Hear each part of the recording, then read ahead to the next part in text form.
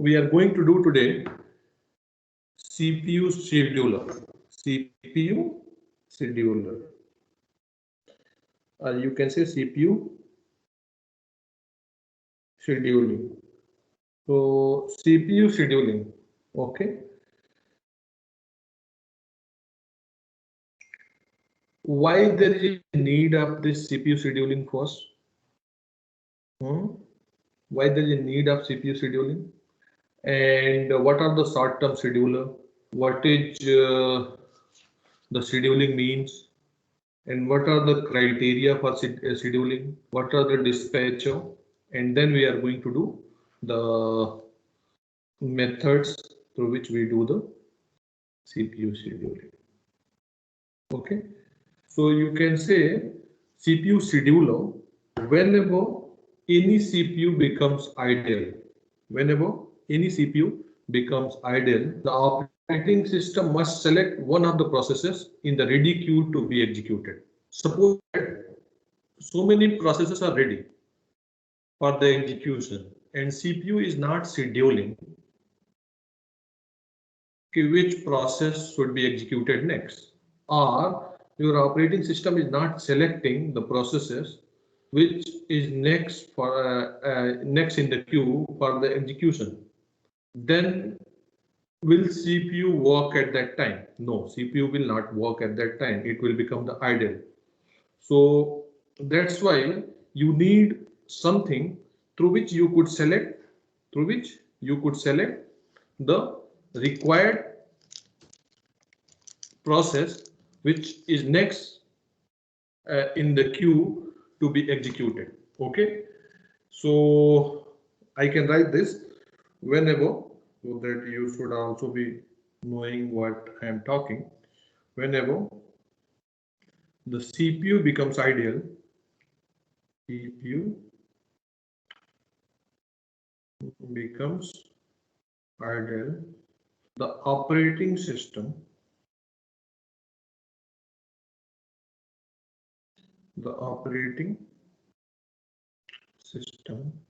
must select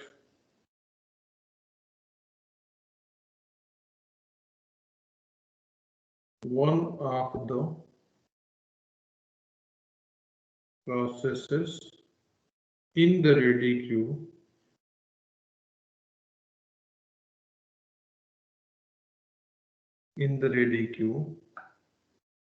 to be executed.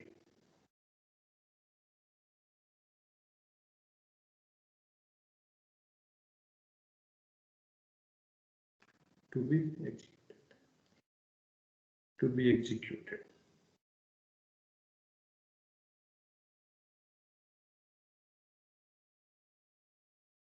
And this selection process is done by the short-term scheduler, or you can say CPU scheduler. The selection process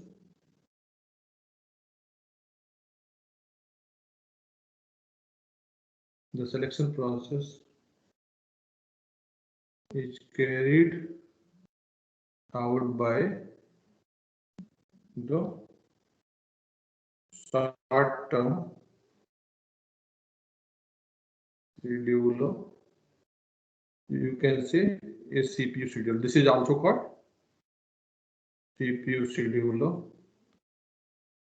Okay. Now, what are the scheduling criteria? So you understood what is CPU scheduler? What is the work of CPU scheduler?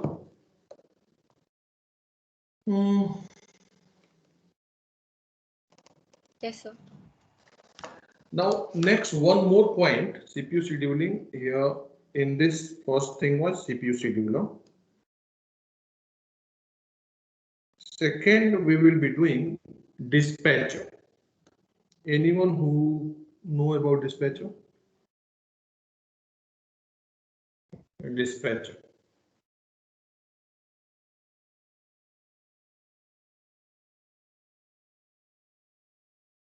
So what is the work of dispatcher? Actually, dispatcher is the module which gives the control of the CPU to the processes selected by the short-term scheduler. Okay. So once CPU scheduler have selected which process is going to be executed. So that process should be given the control. So who will be giving the control to those processes? Dispatcher. So you can write the dispatcher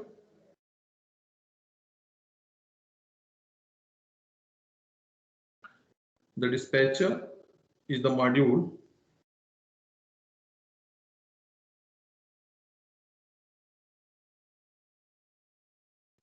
that gives control of the CPU to the process selected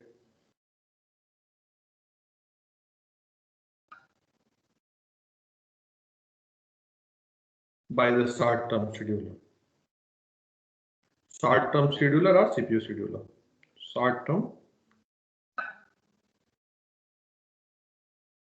So what is the work of dispatcher? To give the control to the process which has been selected by the CPU scheduler. Third, now we'll go to the scheduling criteria. What criteria should be there? Which type of criteria should be there for CPU scheduling? So scheduling criteria.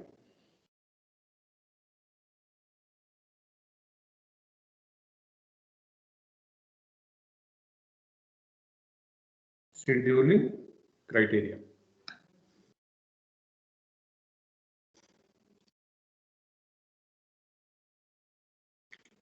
So what are the criteria, or what should be the criteria for CPU scheduling? Means on which basis the processes should be selected. So first thing you can say is CPU utilization. CPU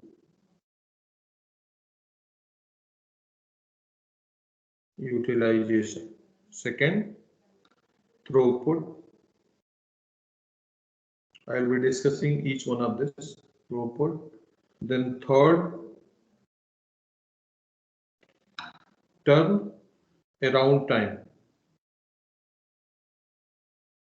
Turnaround time. Then fourth, waiting time.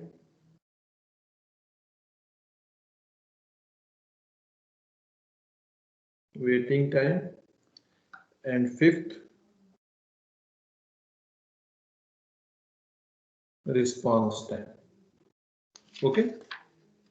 So these are the scheduling criteria. Means these are the things on which we schedule the processes to be executed next. What is CPU utilization? CPU utilization means we want to keep CPU as busy as much possible, isn't it? And the range of CPU utilization is how much? 0 to 100%. 0 to 100%. But have you checked ever your CPU utilization for your personal laptop?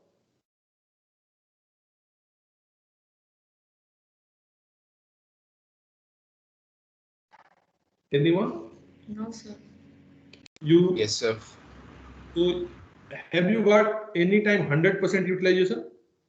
No, sir. Up to 95 maximum. In real, the range should be in real, the range should be 40 to 90%. In real, the range should be 40 to 90%. And that also 90% whenever your system is heavily used program. For the smaller programs, you don't even go to more than 40, 50, 60%. Okay. What is throughput?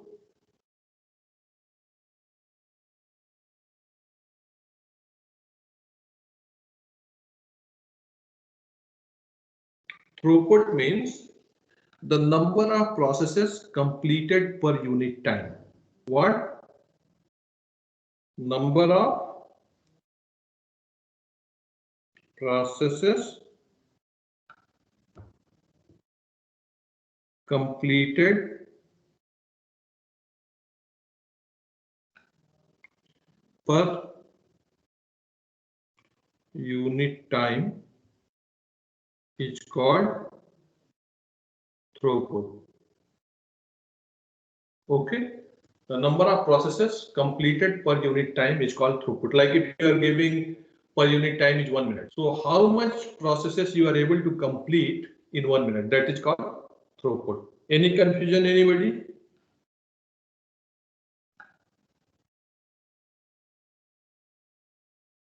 No, sir. Okay. So next is turnaround time. Turnaround time. Okay. Turnaround time means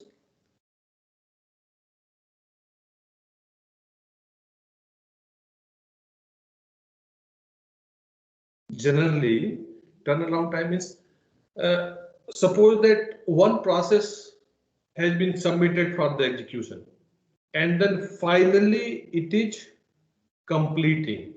So you can say the interval between time of submission of the process to time of completion of the process. It's called turnaround time. Okay. Now in between this turnaround time, many times process will be in the waiting queue or executing in the CPU or somewhere it is blocked. Everything will come in that. Okay. So when you submit it and when process is being executed finally, so that time interval is called turnaround time. Means how much time one process is taking to be executed. Understood what is turnaround time? Anyone? Okay. So I will write here so that the interval between time of submission to time of submission to time of completion. Time of completion of a process is okay. The interval between time of submission to time of completion of a process is called turnaround time. What is waiting time? Anyone?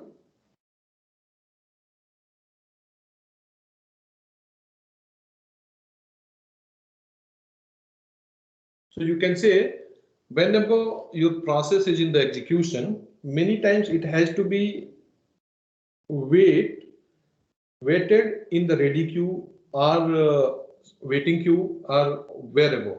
So you can say every time suppose that it is executed 5 minutes, then again it is waiting 2 minutes, then again it is executed 5 minutes, then again it is executing 2 minutes, and then again it is executing 5 minutes. So total waiting time is 2 minutes plus 2 minutes, 4 minutes, and total turnaround time will be 5 plus 5 plus 5, 15, and plus these 4 waiting time, 19 minutes. Okay. So what is waiting time? The sum of the periods is spent waiting in the ready queue. Waiting in the ready queue. Now the last one is response time. What is response time? Any confusion in waiting time, anybody?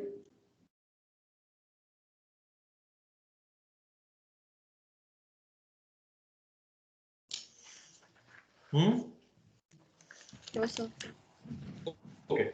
So what is response time?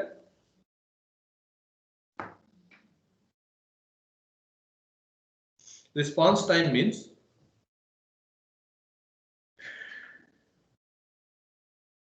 whenever you have submitted the process for execution and when you are getting first response, when you are getting the first response for the execution, okay, that is called response time. So you can say the time from the time from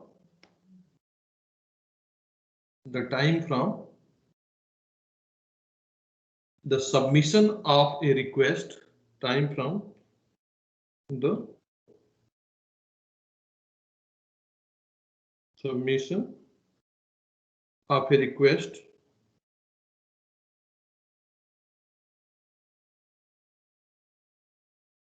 until the first response is produced, until the first response is produced. It's called response time. Okay, so these are the criteria. Now we will be doing the actual scheduling algorithms through which we schedule the processes. So we'll write the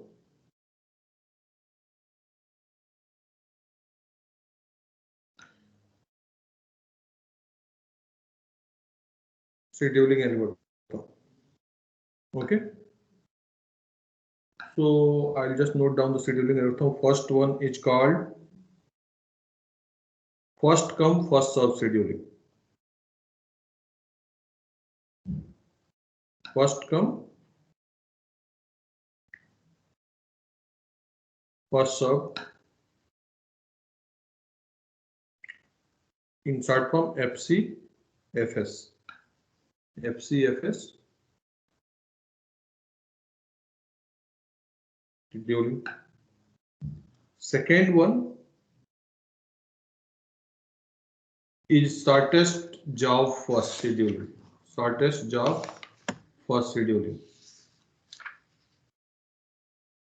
Shortest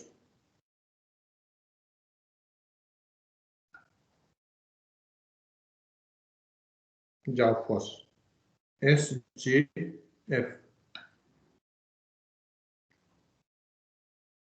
scheduling. Now in the shortest job, there are two things. Preemptive and non-preemptive. Okay, SJF preemptive and non-preemptive. So that we will be doing whenever we will be doing these algorithms. Okay, I'll be explaining the things. Then third type of scheduling is priority scheduling. Priority scheduling.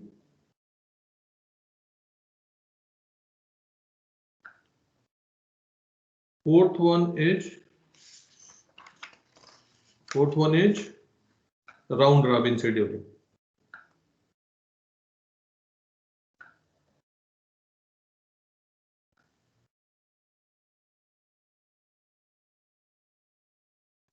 Okay, round robin scheduling. Then multi-level queue scheduling.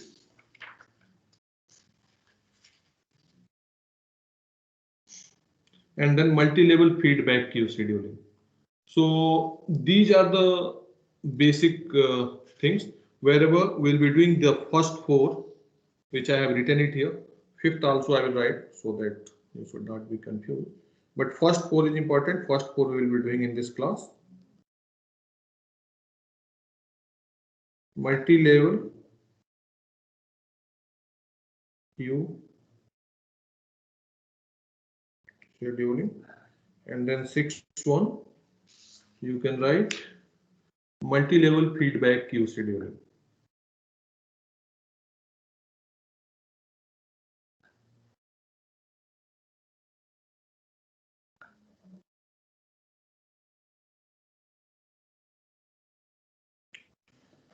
So these are the 6 scheduling algorithms which we are going to do. Hope everybody has noted down this.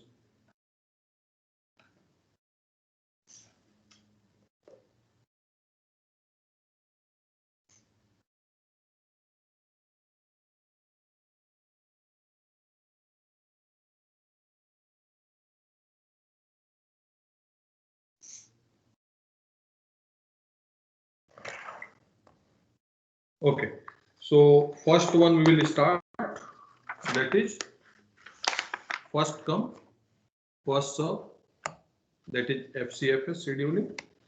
So let's do that.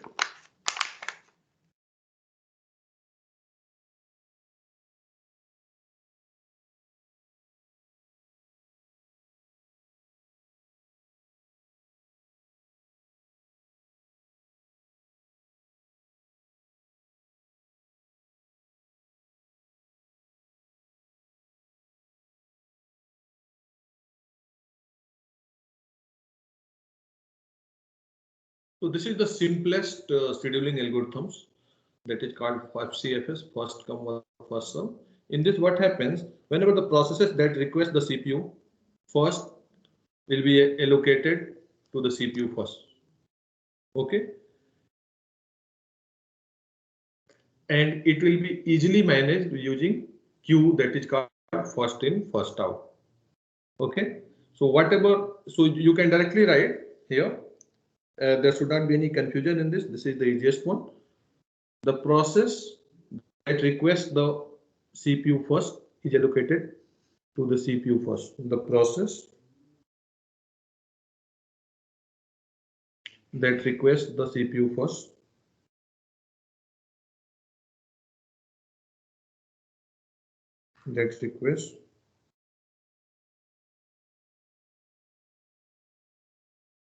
the CPU first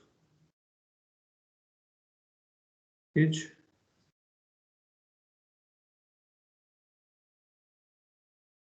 allocated to the CPU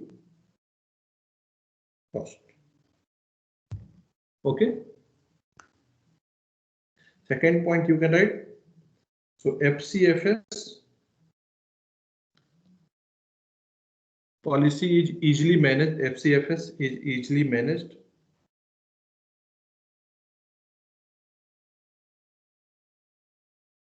by R with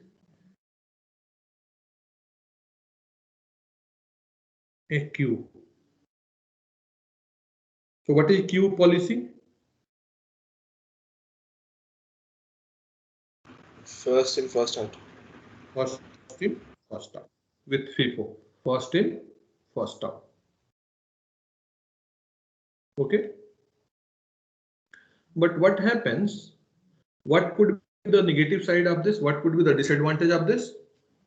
This is easy to schedule, but what could be the disadvantage? When the number of tasks are greater, it takes time. Yeah, waiting time in FCFS is quite long. We can write here the disadvantage. The disadvantage of FCFS is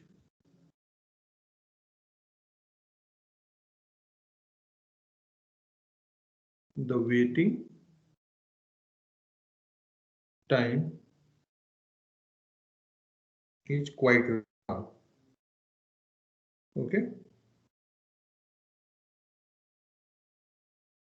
Now, why quite long? Because suppose that your first process is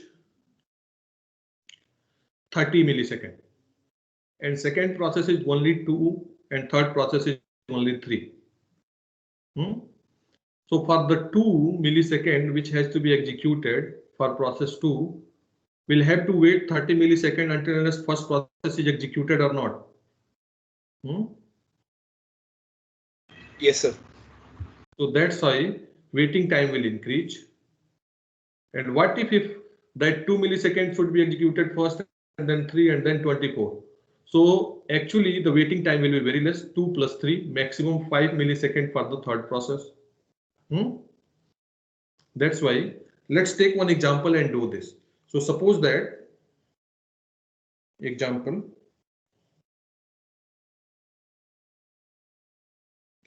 you have three processes.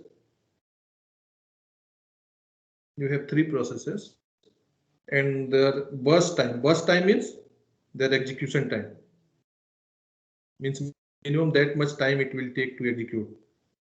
Burst time is given here. So P1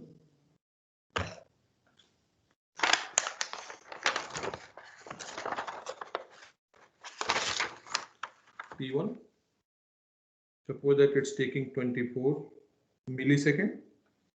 P2 it's taking 3 millisecond and P3 it's taking 3 millisecond.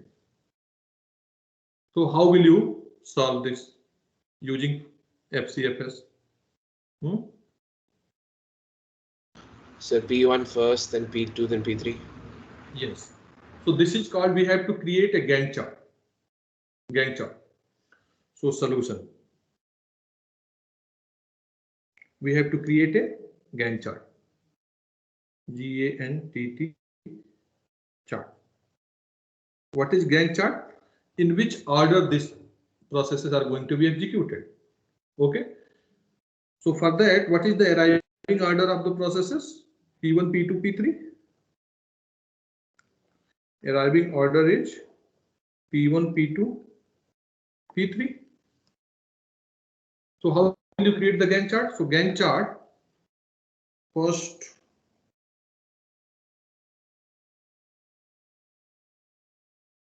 so you will start P1. Suppose that this is your P1.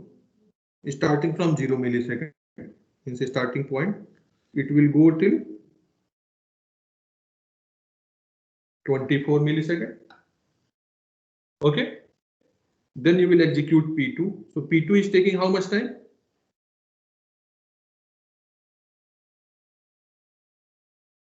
P2 is taking how much time? 3, isn't it? So here what will be the time?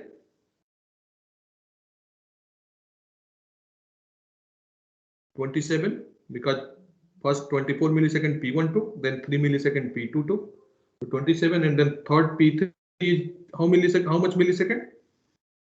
So 30. 3. 3, sir. Including so total, you will 30. be ending at 30. 30. Okay. You will be ending at 30. So now tell me here, let's calculate the waiting time. What is the waiting time of P1?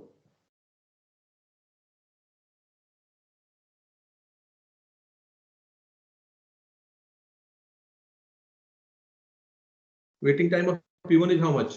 0, sir. 0 millisecond. Waiting time for P2 is 24 milliseconds. 24 millisecond. And waiting time for P3 is 27 milliseconds.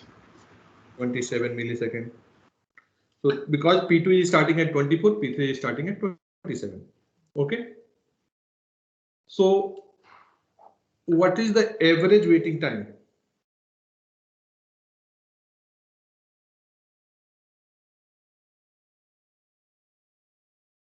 Zero plus 24 plus 27 by 3. 8 milliseconds. Sir, no. Is it 17? Yes, sir. Yes, sir, 17 milliseconds. 27 plus 24 is 51 divided by 3, 17 milliseconds. Yes, sir, 17 milliseconds. Now let's take a case. Let's take a case. The arriving order, case 2. Near suppose that we have a case, arriving order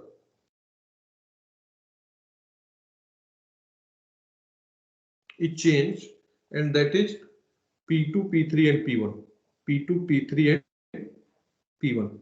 So your processes are coming like this. Firstly P2 is coming, then P3 is coming, then P1 is coming. Okay, so what will be the Gantt chart?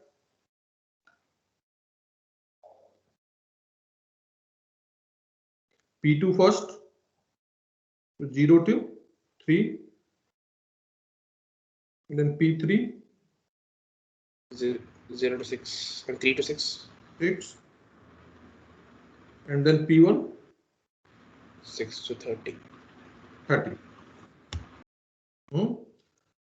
So what is waiting time for P1? So now average waiting time will be what?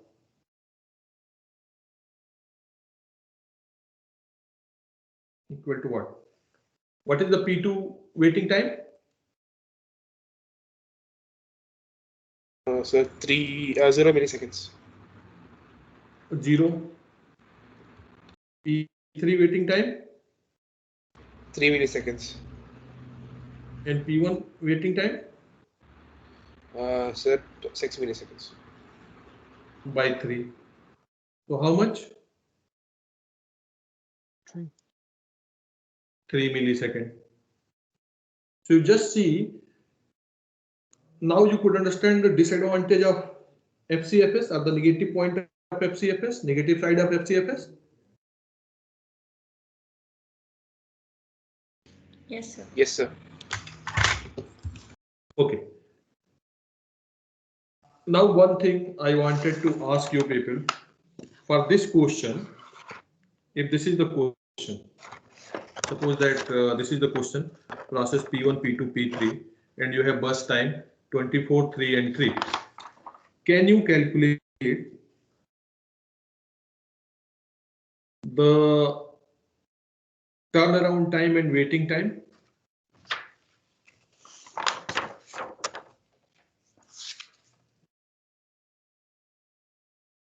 For P1, P2?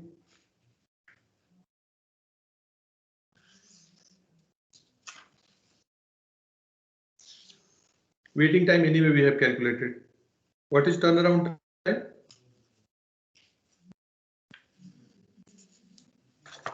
What is turnaround time? The interval between time of submission to the time of completion of a process.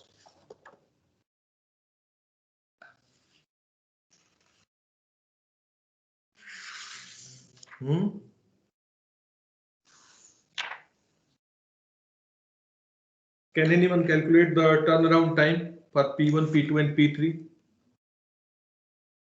Sir, on the first order? Yeah, first order. You have to use FCFS. No, So sir, for so FCFS, the task comes P1, P2, P3 or like P2, P3, you P1. have this question.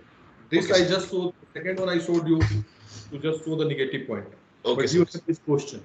Okay, Now sir. you have to calculate the turnaround time for P1, P2, P3. Yes, sir.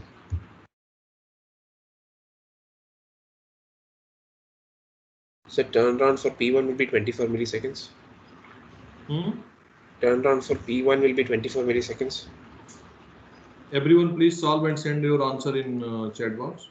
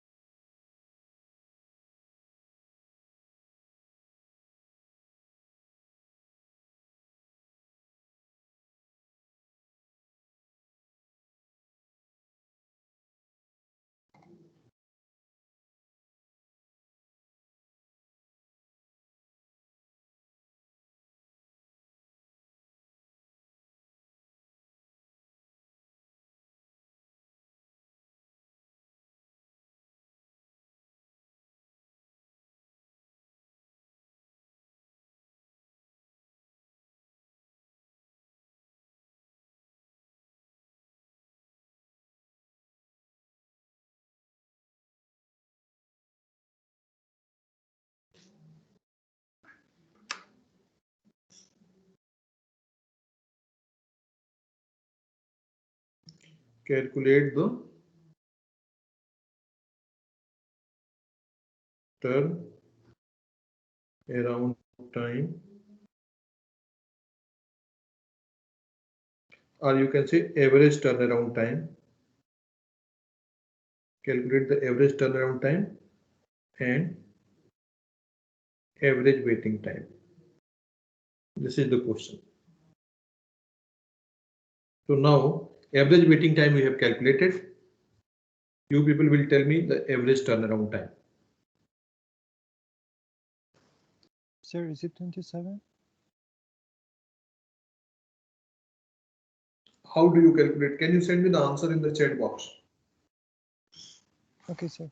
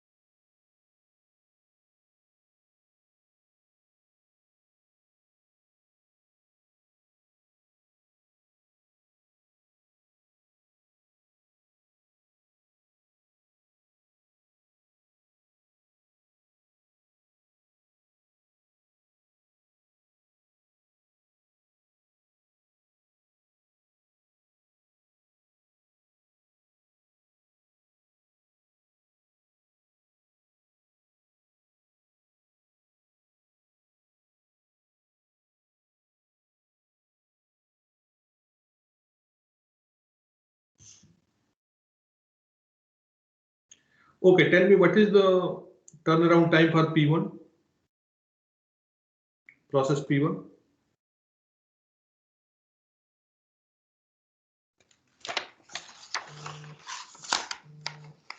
Can anyone tell me the average turnaround time for process P1?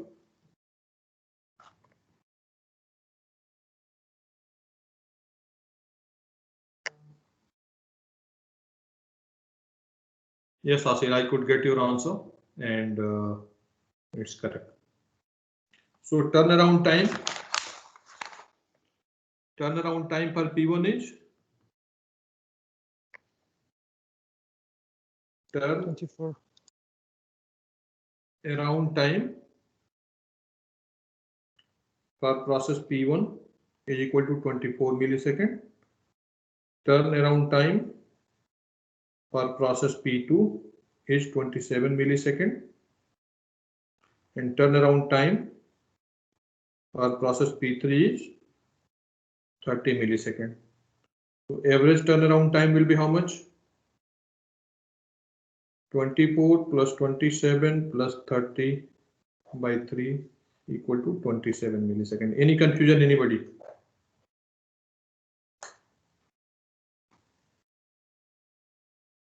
When process was submitted and when it is going to be completed. So actually, see here, see the Gantt chart. Process 1 is all the processes are submitted at same time, so 0. Now, if P1 is completing 24, P2 is completing 27, and P3 is completing 30. So completion time is 30, and submission time was 0. So 30 minus 0, 30. So P3 turnaround time is 30. For P2, completion time is 27, submission time was 0. So 27 minus 0 equal to 27. So for P2, turnaround time is 27, and for P1, completion was 24 and submission is 0. So 24 minus 0, 24. So now average 24 plus 27 plus 30 by 3. Okay, so that's how it's becoming 27 millisecond. Any confusion, anybody? No, sir. No, sir. Okay, so that's it for the today. In next class, we will be doing the shortest job first. Thank you.